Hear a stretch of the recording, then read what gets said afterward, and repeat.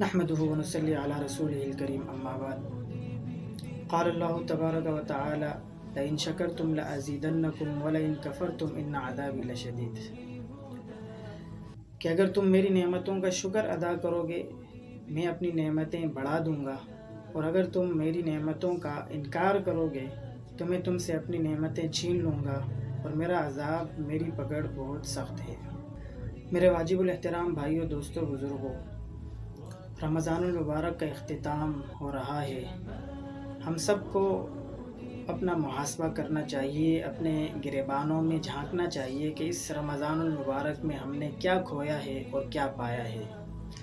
رمضان المبارک میں ہم نے جتنی بھی عبادات کی ہیں، ٹوٹی پھوٹی عبادات کی ہیں، ہم اللہ رب العزت کا ان پر شکر ادا کریں کہ یہ ٹوٹی پھوٹی عبادات بھی اللہ رب العزت کی توفیق سے ہمیں ملی ہیں، ورنہ اگر اللہ رب العزت کی توفیق نہ ہوتی تو شاید یہ عبادات بھی ہم ادا نہ کر سکتے۔ تو جتنی بھی عبادات ہم سے ادا ہوئی ہیں رمضان المبارک کے مہینے میں، اس پر ہم اللہ رب العزت کا شکر ادا کریں، اور اللہ رب العزت کی بارگاہ میں یہ دعا کریں کہ یا اللہ، جس طریقے سے رمضان المبارک میں ہم عبادات کی طرف متوجہ ہوتے ہیں، نمازوں کی طرف متوجہ ہوتے ہیں، مساجد کو آباد کرنے کی طرف متوجہ ہوتے ہیں، پورا سال ہم رمضان المبارک کی طرح عبادات کی طرف متوجہ رہیں، نمازوں کی طرف متوجہ رہیں، مساجد کو آباد کرنے کی کوشش کرتے رہیں۔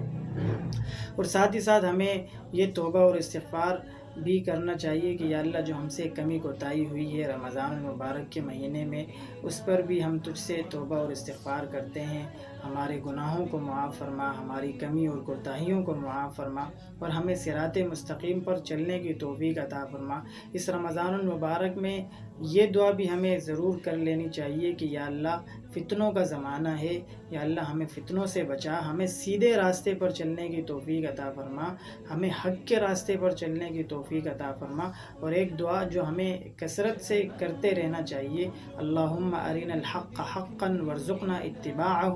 وارنا الباطل باطلا وارزقنا اجتنابہ۔ یا اللہ، یہ ایسا زمانہ ہے کہ نہیں پتہ حق کیا ہے اور باطل کیا ہے، یا اللہ ہمیں حق کی اتباع کرنے کی توفیق عطا فرما، حق کو پہچاننے کی توفیق عطا فرما، اور باطل کو پرکھنے کی توفیق عطا فرما، اور باطل سے اجتناب کرنے کی توفیق عطا فرما۔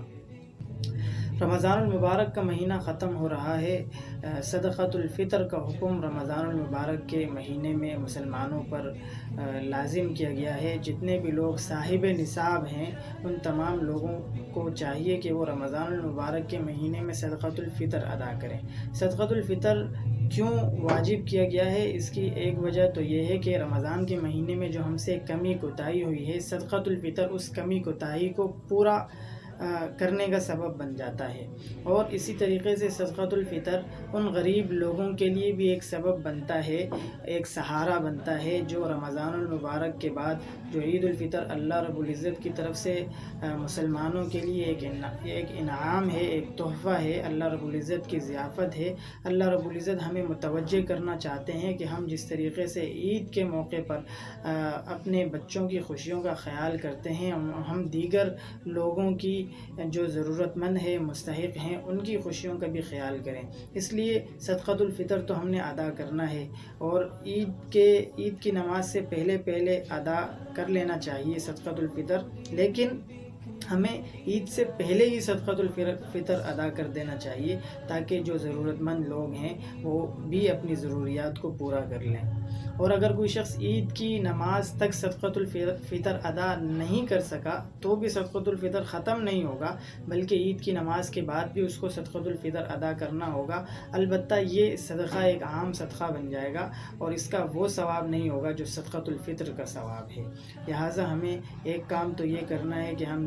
سے عبادات ہوئی ہیں ان پر ہم اللہ رب العزت کا شکر ادا کریں، جو کمی کوتاہی ہوئی ہے ہم اللہ رب العزت سے توبہ اور استغفار کریں، اور ہم اللہ رب العزت سے یہ دعا کریں کہ یا اللہ، جس طریقے سے رمضان میں ہمیں عبادات کی توفیق ملی ہے، اسی طریقے سے ہم پورا سال عبادات کی توفیق ہمیں عطا فرما، عنایت فرما۔ اللہ رب العزت کی بارگاہ میں دعا ہے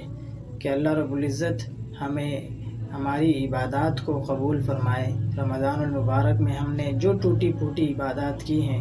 انہیں قبول فرمائے، اور ہمیں